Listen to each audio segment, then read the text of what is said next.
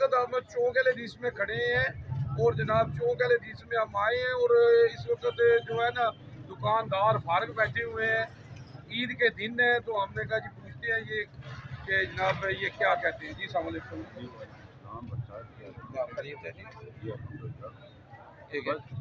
ईद के दिन ने तो तुसी वेले बैठे हो सर महंगाई इस कदर है कि हर बंदा परेशान है।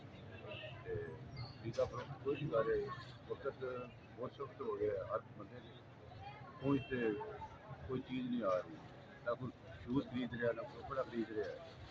तो यह दिन होंगे सन साढ़े कमाई के इंतजार करीदा जी कि चांद रात आएगी तो कुछ समान, लेकिन कोई नहीं। कारोबार बहुत ठंडे नहीं, बस हुकूमत ने बहुत परेशान किए हैं पूरी वजह का। जी ते एक तुसा अपने भी बच्चियां वास्ते अपने वास्ते भी जुतियां कपड़े लेन सारे तक मैं अपने